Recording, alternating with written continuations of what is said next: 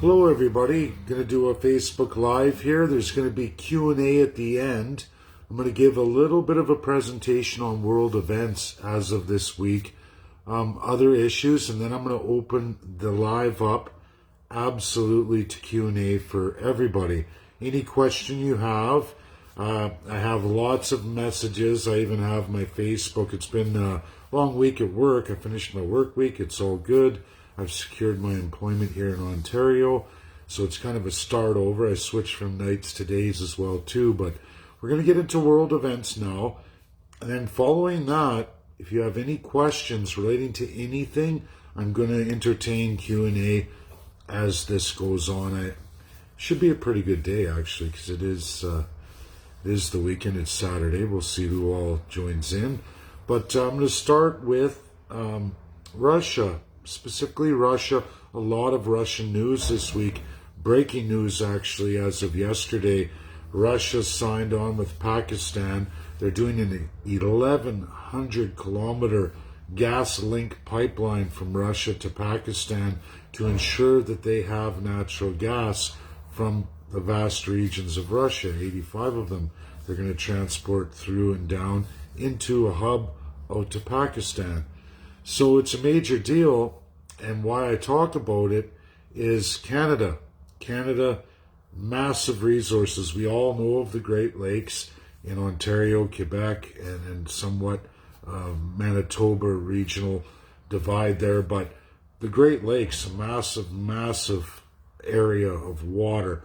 Well, under Alberta and other regions, some of which you can look at Saskatchewan, you can look at Northwest Territories, and some of British Columbia.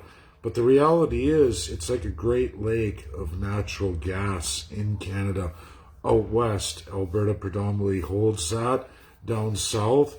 And what's interesting is we're talking about an 1,100 kilometer pipeline. That's just for Pakistan. Never mind that Germany is going to sign on and absolutely get Nord Stream done too. There's a whole bunch of crude pipelines as well too in the works. They're going to go through, regardless of all the narratives that Canadians are hearing from the corrupt politicians. What's interesting is these governments have regional constitutions. Those regions are all on board with this idea. They allow the regional trade and transport. They don't restrict that. But yet somehow in Canada, this is taboo. This is taboo to the fact that it's better to ship down to the United States and then buy back up, which that's getting cut off too. And we keep going into these narratives. Why Russia's important to everybody? I'm not ignorant to the fact that Vladimir Putin runs a single party system. What nobody ever focuses on is the fact that all 85 regions and the other quantity of countries attached to the former Soviet Union, which is the Russia Federation, all have regional and actually country constitutions, which 2/3 of the rights, just like Canada, just like the United States, are promised to those regions. For the states, it's the states. They're sub-regions of that UN state. Russia, sub-regions, then they're actually left as regions. They all have constitutions. They protect their rights. They all have militaries. You can go in the states. Each state, all 50 states, have their own militaries too. It's people can say, oh, that's not great. Look how Russia and USA are in this world. But you know what? It protects them from the federalism. It's a check and balance, okay? And it also enshrines 2/3 of the people's rights. Whether the federal system isn't something you like in Russia, I personally don't. But I have to look at Canada, where we're entirely federalist with absolute autocratic provinces and territories, meaning we have zero constitution, zero rules of governance, and the federal system we have is very, very autocratic to begin with. Very few, if any, real rules of governance. The rule is a crown power for those distinguished divine the grace of God, whatever you want to call it. You put your divinity in your federal politicians. That's the Constitution that also rolls over into the provinces. Now, this isn't the same for Russia or the United States, regardless of a two-party system versus a one-party system versus Canada, multi-party system. But you, the people, are left with limited to no rights. And, there's the greatest world experts will tell you, just because you have the most codified rights and freedoms never means, mostly ever in this world, that you're actually free people. And this is absolutely 100% true for Canada. So, Arctic. Canada, Canadians, if you roll the earth, you roll it down, you're going to find that there's only 3 countries major to the Arctic Ocean membership. You can look, a vast majority of it is absolutely Russia. Other vast majority staring directly across from Russia is Canada. We're looking at that frozen ocean there. It's its own ocean. Just like there's East Atlantic, West Pacific, Arctic right on top of us is an ocean, a major territory, hardly explored at all. Russia's done the most out of any nation. Now, USA bought Alaska many, many years ago. That tail end of the Arctic, they're definitely an Arctic Ocean member. There is no doubt about it. Now, you can look at the entrances around that Arctic Ocean that open up every seasonal as that cap that covers the Arctic shrinks and expands and closes off. Dangerous, treacherous territory. We share Inuit right across with all those 3 countries. And there's others. There's others that are attached to the Arctic, but they're outside of, because they're mixing with the other oceans. And both sides, you can look at that. I'm not disputing those countries' claim to Arctic. But when we talk about who's actually in a border of clearly the Arctic Ocean and that ice shelf, it's USA, Canada, and Russia. This is never going to change. Russia has the most square miles of it, Canada too. Those 2 nations share most of the Arctic together, with USA, Canada, and USA both about equal to Russia, okay? But Russia has that other side of it. It's around. If we flew, we're closer to Russia than many other nations in the world when you fly by the crow. When you put a spot, you make a radius, you're going to hit Alaska, you're going to go overlap right into Russia. So, it's how you want to tilt the world. And when you put in real size of things, Canada's massive at the north. They minimize it in maps, but that's not really how it really truly is physically in real dimension.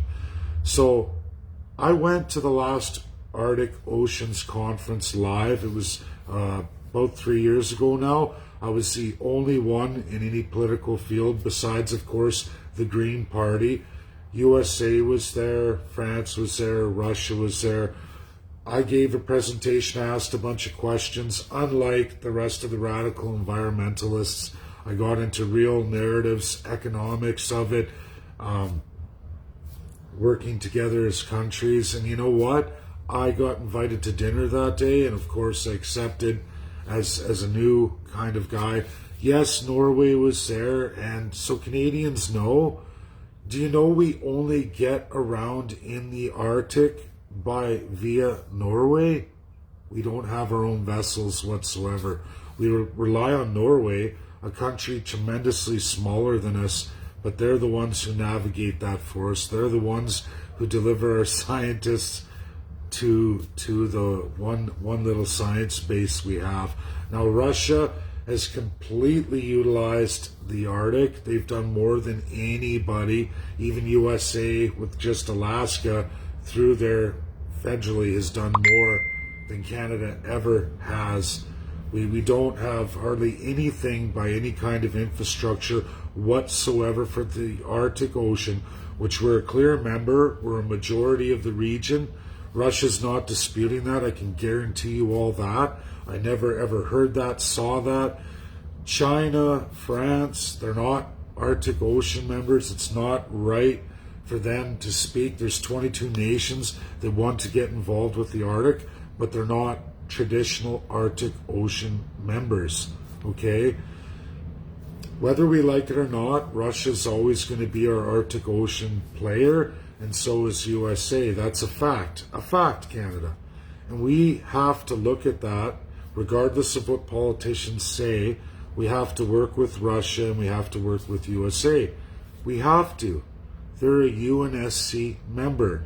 There's two of them there. Russia, USA. Inuit overlaps those three countries. Inuit peoples are shared in those three countries. Absolutely. You can get into Greenland. Not so much Iceland, but Greenland, you can get into that too. They are an Arctic Ocean member, but they're just on that entry into it. But like I said, vast territory there, vast region. Depending on where the world's going to go, we don't know. Experts will tell you they know everything. They don't. The world's a mighty, mighty thing that's in a mighty solar system, in a mighty universe, and we really don't know all the science. If things melt off, they'll melt off. As routes open up, people navigate them. Canada hasn't even navigated that. And it's a major portion of their territory. Many other countries who are not Arctic Ocean members directly have navigated it. It's sick, it's sad, it's pathetic. We have to work with Russia, we have to work with USA. It's not about betraying anybody. So in the news, the natural gas pipeline, they signed that. That's Pakistan. That's going to go through. No one can stop them. Russia's a UNSC. It's going to happen. Canada, why don't we go from Alberta all the way to the Atlantic provinces? Why are they still on oil? Why are we stopped at Quebec and Ontario? Why? There's no other country in the world that does this to the regions. What is the problem with connecting resources from the west to the east? What's the problem? Why are we being screwed in our value and supply chain in major commodities of this world that are not going away? They're getting stronger while we restrict more and more. Why does the federal government do that? Power and control. That's what they do. And it's wrong. Had we have provincial constitutions, this wouldn't happen. It doesn't happen with Russia, and it doesn't happen with the USA. The regions will rebel on Vladimir Putin if he doesn't do these things for his country. The states will rebel against either Joe Biden or whomever is going to be the next Republican candidate, whomever goes as these 4-year elections happen in their two-party system. Doesn't really matter, because those 50 states, when they want something done or they want their rights to this world respected in their trade, their value and supply chains, I can show you so many states much, much weaker than a lot of provinces that's doing tremendously better than any province in Canada, regardless of our resources, our ability to pump out massive commodities. These states don't even have that, but they have the value and supply chains. They negotiate that out on the world stage, and the federal government makes sure they get it. Because if they don't, they're breaching the American Constitution, and the states themselves will let the federal government know. Canada, ooh, who cares? What are you going to do about it? Here, Premier, join us in our quest to specify for specific regions, which are 2 provinces, that Canada continually screws the rest for that central power. And it's wrong. It's wrong. It's something that's been ruled illegal in this world since 1945. Canadians need to know. That's reality. Where's Canada going? What are we going to do?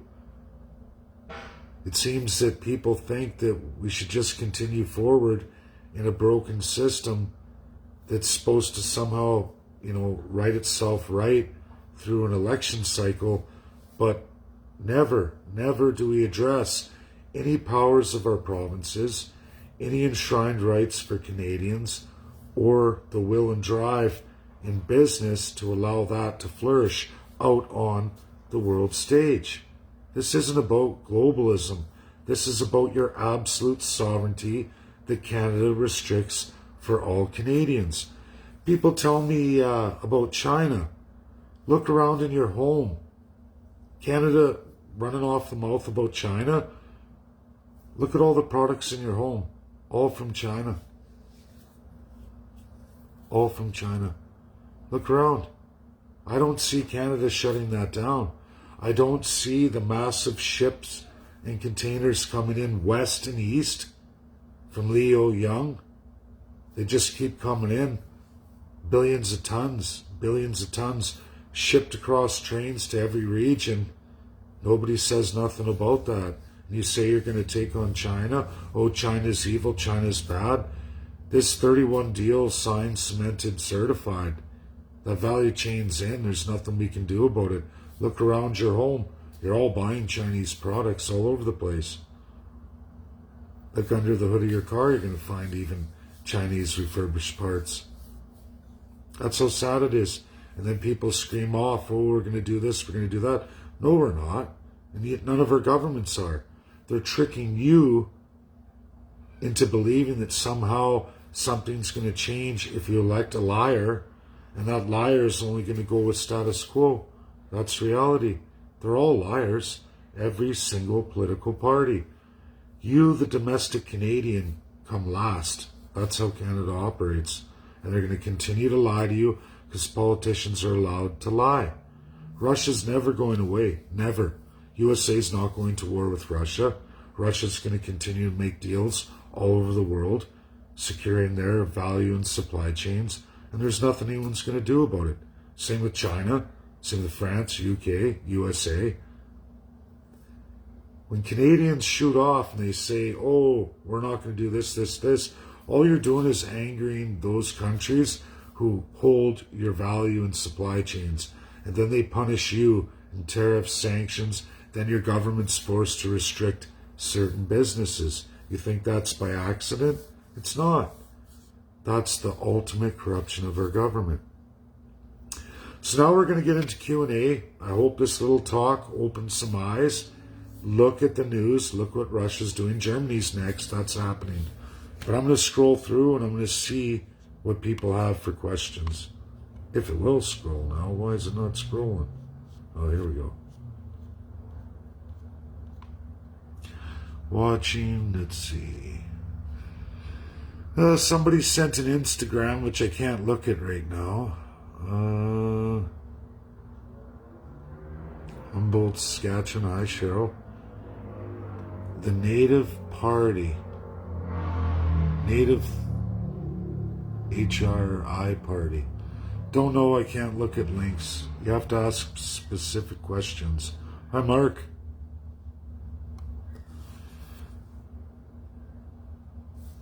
I would say, Mark, Mark says, I bet you Inuits have been treated better in Russia than Canada treats them. I would agree with that. Absolutely, especially Treaty 8. Look at the water situation. Ops in the case. So let's read this. Interesting. Danny says, I spent 9.5 months in the Arctic, Elmer's Island, for top secret ops in the Navy. You want to know more? I sent you an invite. Communicate with me, and you didn't. If you're not on my friends list, just so everybody knows, you can message me all day long. If you're not a friend, it doesn't come up for me. I don't see your message. Sorry. And I'm maxed out for friends list. I hit 5,000. If you want to get a question answered or message my Facebook page, everybody. You can keep saying somehow I don't answer you, but the reality is you have to message my Facebook page. Not this, because I'm maxed out. If you're not on my friends list, I don't get your message. Richard sends FB watch, but my friend has the Bernier original map, so the one map with the one title.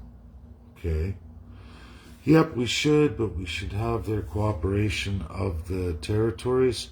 Yes, Brenda, we should.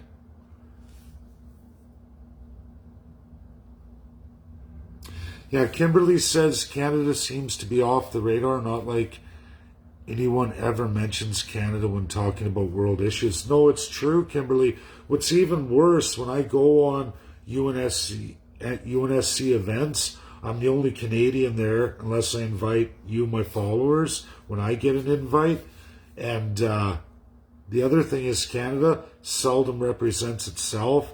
They usually give it to Australia or New Zealand or somebody else. It's very pathetic. Very pathetic. Not only are we not respected in the UN, we don't even represent ourselves. We don't have really any voice at all. We're a joke. We are a founding member of the UN. We also helped develop the UNSC. We were original ally. And for 80 years, we always served a term on the UNSC Security Council. Harper got us kicked off. We can't return. Trudeau got us the lowest vote ever. And the reality is the world thinks Canada is crap. We're one of the worst countries in the world. That's the truth. Even the allies, most of them hate us now. We don't pay our way. We don't pay our way in NATO. We don't pay our way in peacekeeping and world responsibilities we committed to. We're in the hole. We don't even meet our minimum standard, which isn't tremendous money, everybody. What is tremendous money is paying off foreign UN states that are also rogue and paying them off inside their countries, which they call foreign aid, but it's not what's legally required of us. Isn't that the kicker? What's legally required of us? Harper and Trudeau defunded, meaning the Conservatives and the Liberals continually defund what we're legally obligated to in the UN, and then they go and they fund things that are not required of us in the UN, which the Allies said, why are you funding that? Like, anyone can give anyone money, but it's not our obligation in the UN. And sometimes we even fund things, they say, don't fund this, Canada funds it. Or Canada stands up for countries that are in the wrong with the UNSC, and then Canada shoots their mouth off. Almost like the politicians are purposely destroying us on the world stage, purposely ruining Canadians worldwide.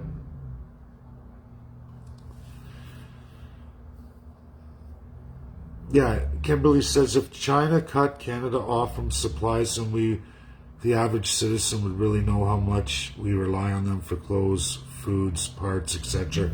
Absolutely, that's the truth. We wouldn't have a lot of things that we enjoy today we wouldn't even have if it wasn't for China. Danny says you should, again, Danny, you have to message me on my Facebook page. You're not on my friends list. Sorry, pal, but I don't get your messages.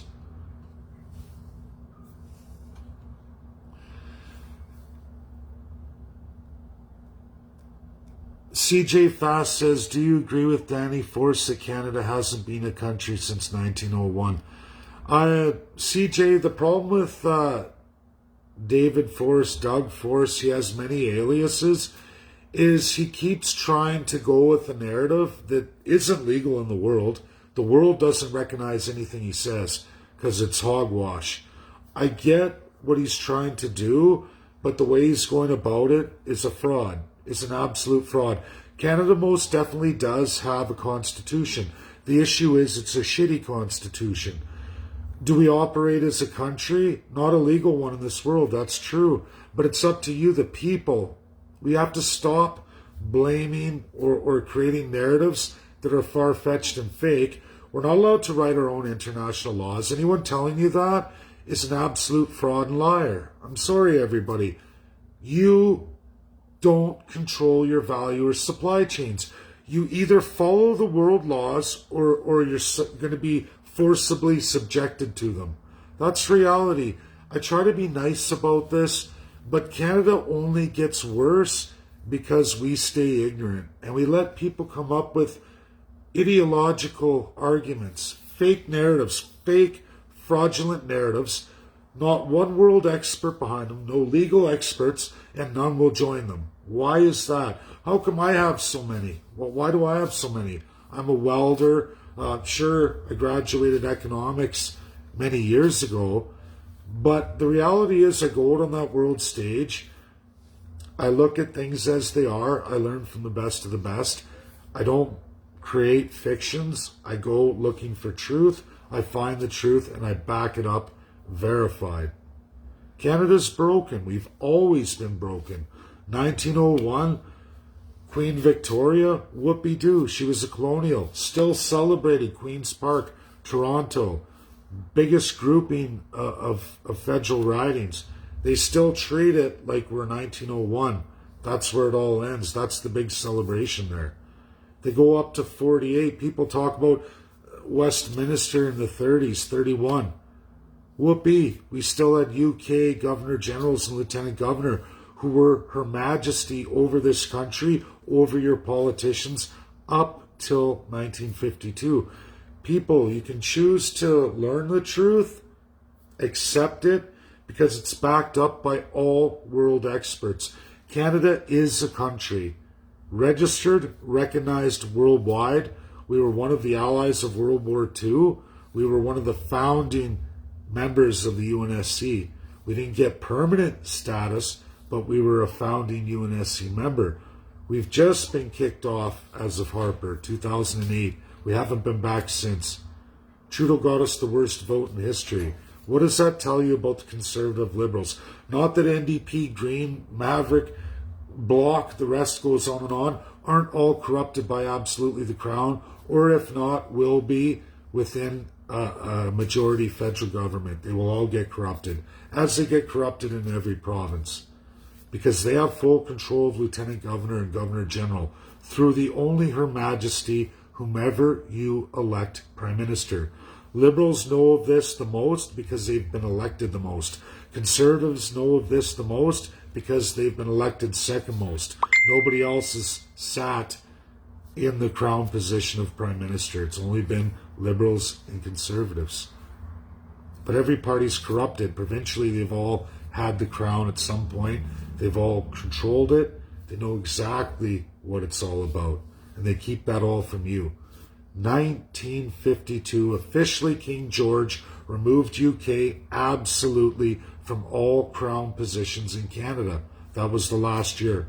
It's verifiable, it's provable. I've published much on it. Nobody can dispute it. Before 1952, UK had all our Crown positions besides Premier. Premier was subject to UK's Governor General in Canada. Subject all premiers to Lieutenant Governor of the UK. Now Canada has those positions entirely by our only Her Majesty, whomever we've elected Prime Minister. They control Governor General and all Lieutenant Governors because they appoint them since 1952. Liberals and Conservatives have full autocratic authority over your courts, King's Courts. That's Supreme Court of Canada and superior courts across every province and territory. They have full authority to step in any time they want. All their bills and acts in every province, federal parliament that are passed, all include that Crown power. You'll find Governor General or Lieutenant Governor in every single one, giving them full jurisdiction over the ministries, over everything, meaning premiers in conjunction with or just by absolute Prime Minister will run everything and make the final decision. All autocratic. So that's it, everybody. I'm going to be writing a paper in Canada, breaking all this down. I'll include several court cases, both federally, provincially, when judges have ruled they can't do nothing. The Crown has override. Thanks, CJ. That was a good question.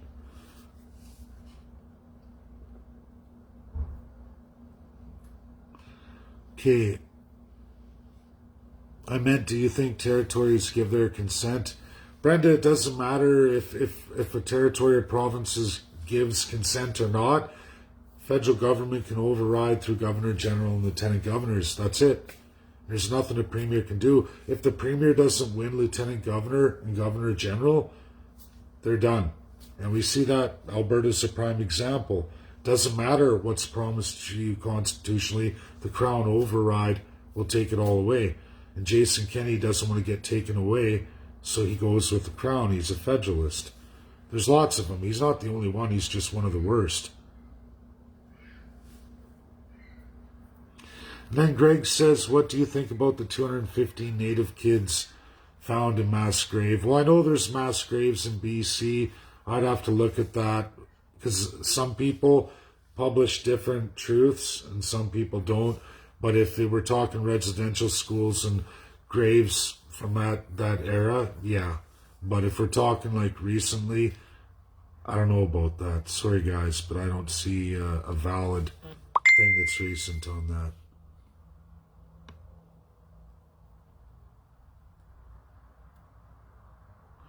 Oh, Kimberly says, how come we're always lumped with Australia on the world stage? Because Australia, New Zealand, and Canada all have the same crown colonial constitution inherited from colonialism. We're three colonial powers, colonial countries, not very well-functioning countries, former colonies, who never truly got our independence. That's why we need constitutional amendment, absolutely dismemberment, amendment federally, and all provinces we have to have design. Absolutely. Those are the minimums, everybody. Minimum in this country right now. And if a party isn't telling you they're going to do that, you shouldn't vote for them. You shouldn't pay them. Don't give these autocrats any more power. They're all corrupt individuals seeking the crown for themselves. Way worse than any Russia, way worse than communism.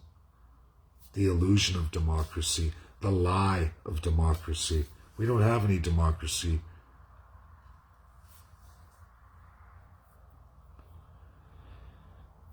Oh, Gary Dirk says, with the debt we carry, will Canada ever get back to its former status in the world stage? Can this be fixed? One day, yes it can, Gary. Yes it can. Only 1/5 of this country is in the hands of you, the people, and the First Peoples across the board in Canada. The least amount for actual First Nations, treaty, or those who remove from that, or are unceded, as I call it. But the real First Peoples have absolutely the less, and so do what they call the boat people, because there's the canoe and the boat people. That's how they like it. All of us, the immigrated Canadians, old stock Canadians, politicians call them, we have absolutely the least amount, and those First People. 4/5 of Canada, everybody, 4/5 waits for us. All we have to do is settle the claims, and that awaits for the First People and Canadians. And there's a rollout coming for that. It will be in our platform, and absolutely at that point, every Canadian and First Nations person will be worth a tremendous more. A prosperity that's not going away. Thanks for the question. It's the myth is Canada fraud. That's true. That is fraud. Then why does the international laws let Canada get away with all the crimes against humanity? Cheryl, thanks for the question. I'm going to say it again, everybody. There is only one court in this world, one binding court that can grab your politicians. That's the ICC, International Criminal Court. You have to build a case and take it there as Canadian citizens, UN members. You, the people, have to do it. I'm working on one right now. First Canadian ever. International Court of Justice, voluntary against your country. Ontario Human Rights Commission, done by your government, no binding effect there. You can't beat the Crown. We can go on and on. All the tribunals, all these lawyers all over the world, we're going to go to the EU. Canada's not in the EU. There is only one highest court in this world that we can take our politicians to. International Criminal Court, the only one. Binding if the 5 vote. And I've already done that. I've already went to them first, and I'm working on the case right now. Right now. The first case. If I do well with it, and that goes, and I get that done, next is First Nations. I will take the First Nations entirely to the real court, the real one. That's what I'm doing here. I'm going with Pastor Coates. I'm looking right now at adding James Coates and Arthur Pulaski. the issue of what Canada did on freedom of religion. I'm trying to articulate in actual legal speak the allegation that will trigger prosecution. I've got a tremendous education from the ICC. It's real. And I go backwards, unlike the ignorant countries around the world and groups and other, like it's in Canada, lots of groups, but I went to the 5 first. I rolled out my case, my evidence to the 5 in a preliminary to let them know, hey, this is what I want to do. I'm Canadian and I'm a UN dues paying member. This is where I want to go against Canadian politicians on these issues. Now I'm at the ICC level, which I've already had audience with them. I had a great education with former justices and the former president of the ICC and some prosecutors. Got a wealth of knowledge. I'm working through it right now. I would love a lawyer to help me, but I don't trust Crown Lawyers of Canada. I have friends, but it's just I don't know if they're willing to risk their bar. Canada can pull their bar because of the oath they swear to, again, the Crown. So I'm just a citizen, a UN citizen who has the power to do this. I had to win the 5, which I hope I do. They know about it. Now I go to the ICC. I just have to trigger the prosecutor. They have to read it and say, yeah, this is a crime. That's all I have to do. That's where I'm at right now. After years of evidence, collecting evidence, which are exhibits, the case is there. I'm working through the allegation to trigger prosecution. That's what I'm trying to do. Ray says, you're very insightful, Dave. Glad I found you. Thanks, Ray. I appreciate that. Kimberly, I was told that we, the voters, if a majority gathered and stormed the Capitol, that we would remove Trudeau as Prime Minister. Is there any reality to that? No, you'll end up in jail. The military, police, prosecutors, judges will all go against you, the entire system, as they're all sworn to the Crown. It's illegal to do that in Canada, many other countries. If you do it, it's treason, I guess. That's the only form of a treason we would get in Canada by way of that Crown. And they will arrest you. Worse possibly. Canada, people have been shot over civil rights. The police have been ordered to shoot in Canada's past. I'm working through that right now. Provincial rights to civil rights. The police have killed people over civil rights, more so than Russia and USA per person per capita, and ruled legally in Canada. Okay, so this is important.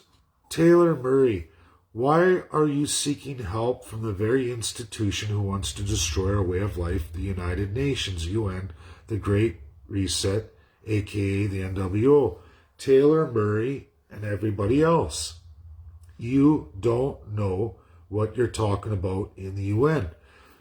You are going with Canada's narrative, the trick, the absolute trick to all of you. You've been frauded. You've been placed in a propaganda that absolutely sends you in the wrong direction. The UN, you're talking about NWO, non-binding agreements. There is one organ, the smallest, weakest organ of the UN. They have 6 organs, 6. The weakest one is the General Assembly. The General Assembly has the right to present any idea, agreement, agenda, anything they want, whether you like it or not. It's called democracy in this world. Any nation can come forward with the biggest radicalist socialist idea, and the whole UN votes for it. Here's the thing, Taylor. There are 5 countries at the number 1 organ of the UN, the number 1 organ. And remember, number 6 organ, the lowest on the totem pole, is the General Assembly. All the countries of the world are the lowest. Highest, UNSC, 5 countries. They look at your agenda agreement that all the nations of the world voted for. Let's say all 196 vote for it. Yeah, we voted for it. But one of those 5 says, no way. It goes in the garbage can, bud. Guess who takes it out of the garbage can and passes it on to you, all the citizens. Well, Canada does. Guess who's the leading country in NWO? Well, that would be Canada. There's others. There's others. But when you start to look at those countries, you find out colonial autocrats like Canada, they're leading on NWO. Rogue regimes, dictators, despots, lowest countries in the world, awful places to live. There's your NWO. Your politicians are stuffing money from these dictators all over the world in their back pocket and selling you short. The UNSC votes no, it becomes non-binding, means it's in the UN garbage can. Most of them end up in the garbage can. 99 point some percent end up in the garbage can. Canada fishes most of those out, implements them against all of you for their buddies, their foreign influencers, multinationals, despots, dictators. That's your politicians, bud. Not the UN. The UNSC says, no, don't do it. Canada says, screw you, we're going to do it anyway.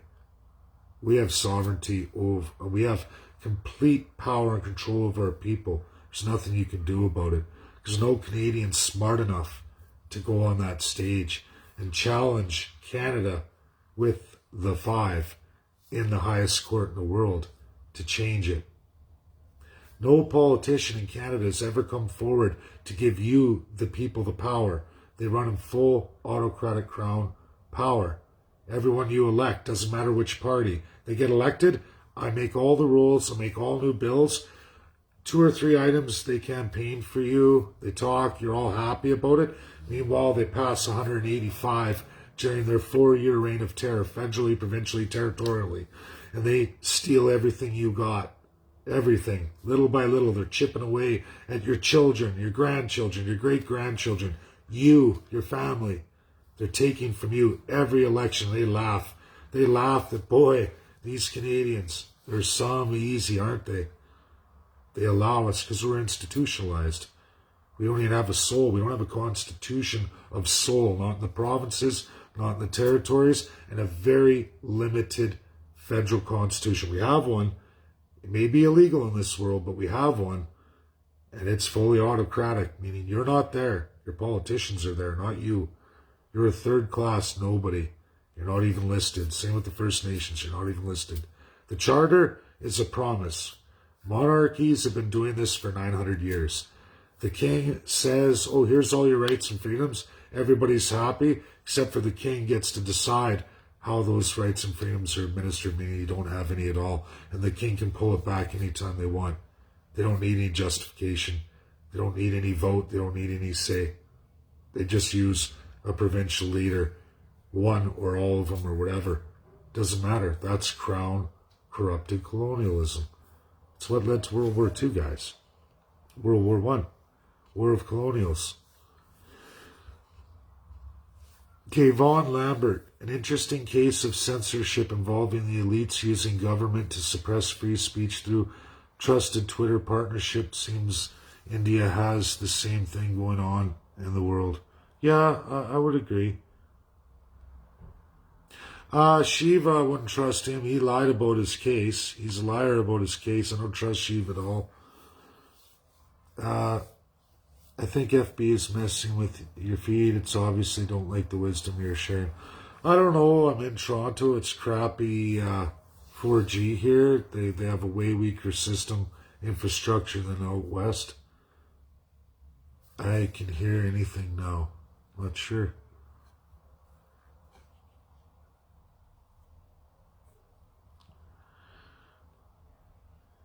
Oh, Ian says, who are Canada's allies, if any?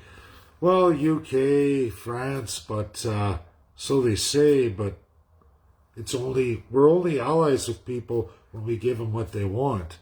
We don't actually stand sovereign. We don't explain ourselves. We don't even represent ourselves on the world stage. We've lost so many allies. We lose votes. We couldn't even get back in the UNSC. So what does that tell you? Canada's lost all respect. We've lost allies.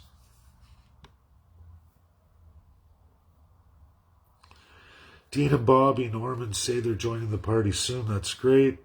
Cheryl says thanks.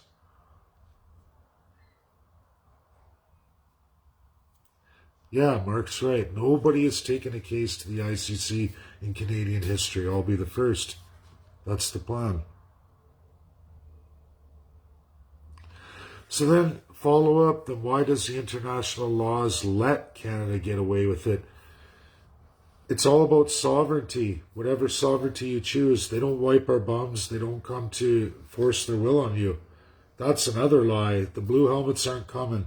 They only come if you bring your human rights complaint to the ICC or the Binding Five, and they step in, but they come there to save you. And if you don't believe me, look at the countries they've gone in where they shoot women and children in the streets just for a religion they practiced, or they're an ethnic group that the new regime once executed. Imagine that. Imagine if they said anyone we have registered voting for Conservative will be executed. Imagine Liberals pull that. Then you'll see the international community come in when it's barbarous, when it's a huge violation. We're at medium level violation. Canada's in trouble for things, don't get me wrong. They get sanctions, they get trade embargoes all the time. Canada just doesn't let you know about it, but it's true.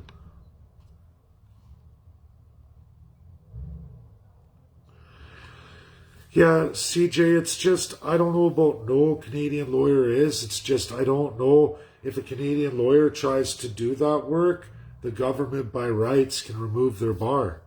They said, you swore this oath, we're taking away your lawyer. You're not a lawyer anymore. They rip it up. Have fun with that, they say.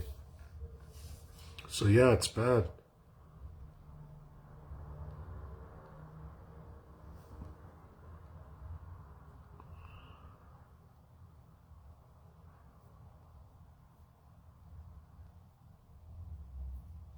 Sorry, just a lot of you guys saying, right on, we love you. Thanks, everybody.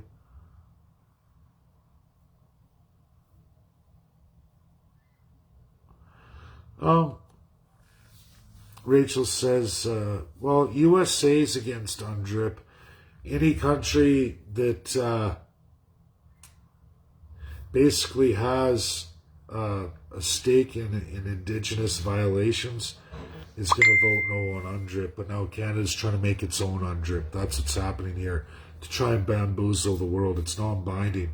With USA voting no, that means you don't vote yes. You just don't, because it's not binding law. You're giving that, if it was a binding law, the world powers tell you the rules. If it isn't, your country gets to make the rules. Well, how's that going to go for Canada? They're corrupt. They're going to make their own rules.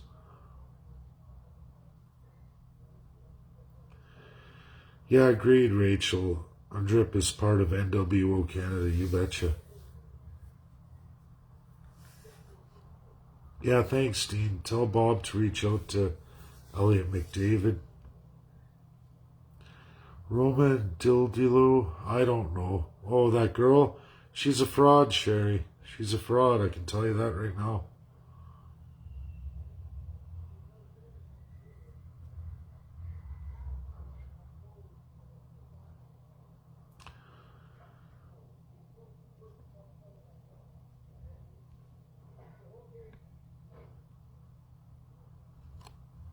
Taylor says, so the ICC, which is part of the UN, is trustworthy. What do you think of our shot at winning is?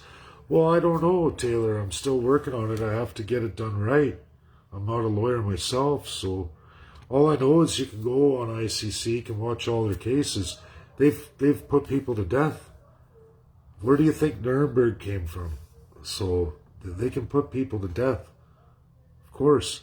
Those five can execute anybody they want whenever they want.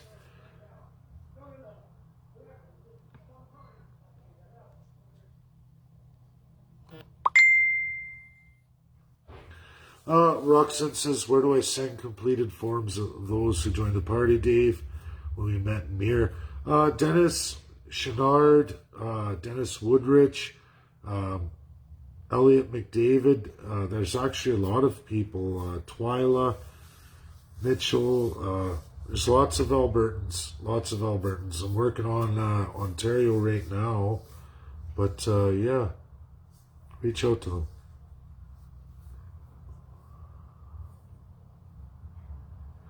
Yeah, Brenda, she's just another psycho. That's right. I don't know her deal. Everything she says is a lie. It's just too radically out there for me. I don't even want to address it. I don't like locals, let alone people who talk about the world that they don't understand. And I'm not going to listen to a first generation Canadian who came from a country that's in the dumps. So I won't. I don't know about all of you, but I won't. Yeah, she's fraud, Lee. Absolutely total fraud. I can guarantee you that. 100%. She's a loser. Zero. Yeah. I've seen it all, man. Seen it all. So I guess that's it. I got to the bottom. I hope I answered a lot of questions. Message me if you on my Facebook page. Thanks, everybody. Have a great night. Enjoy your weekend. Bye now.